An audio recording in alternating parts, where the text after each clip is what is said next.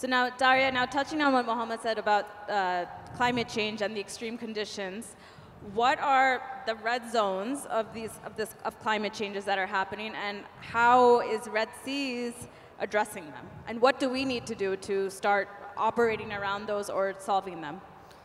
I'll try to answer in the possible way that I understood the question. Well, as Mohammed also mentioned, we are actually facing growth as a world, but then we are shrinking in terms of resources.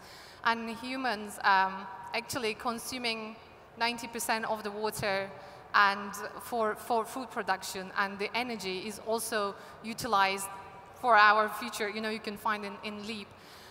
So as Red Sea Farms, we are aiming to solve these huge problems with our technologies in order to actually feed the world sustainably. And why we need that is obvious. As again, Mohammed mentioned, I was talking to him, I said, some people are hungry, but some people are more hungry.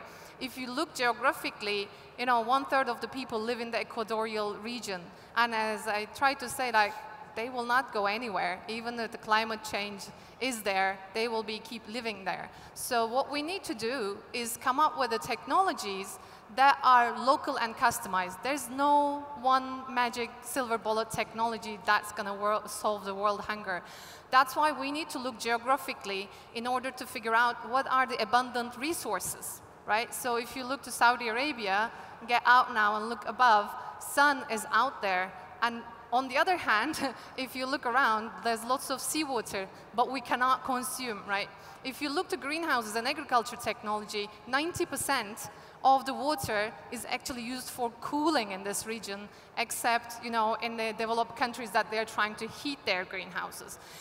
Well, it's good, you can say use it, but how water is utilized here is again massively desalinated and completely economically not viable, and it's gross for the future as well. And if you try to look underneath, okay, I'll just pump water and take it out, and you dig down and you can't find fresh water, that is already a lot of salty water. So you may think, what are we doing now? So there are no technologies, so we should find really transforming technologies that can solve that. And that's what we are doing, actually, with our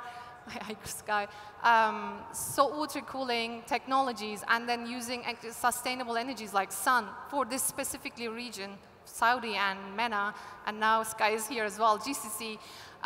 We are aiming for the net zero and even positive greenhouses. So this doesn't come on its own, because, okay, you have it, you're feeding, what's the feedback? Again, we were talking with Marcio, how can you track this? How can you, observe that? The future is data, and it's so valuable, and we all know it, and that's why, as Red Sea Farms, we're investing our efforts to develop our own database and sensor systems, because we have realized when we are doing these technologies, actually none of the available systems were serving for our purposes to get data, especially for this region, even hardware surviving in this region.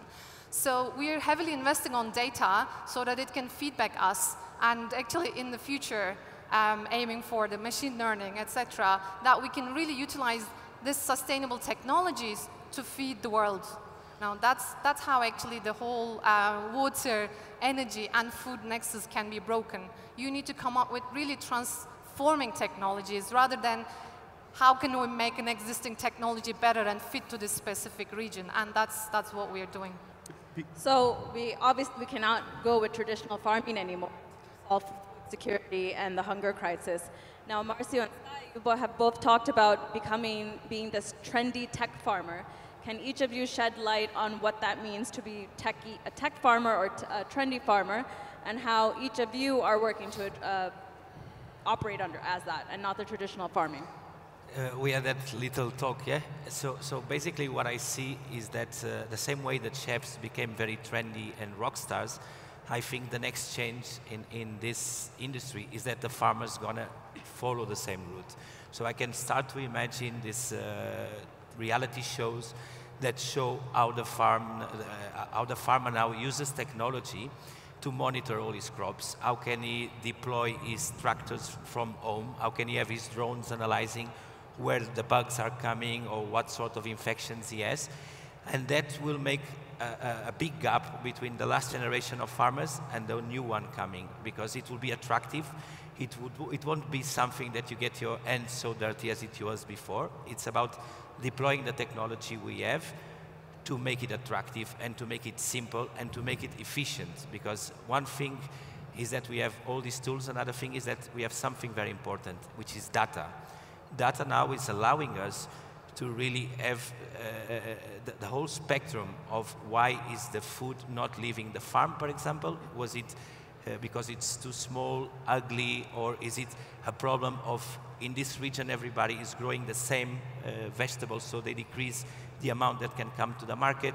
All of that will be now analyzed with the spectrum of data that will allow us to make an impact in what we produce is really arriving to the consumer.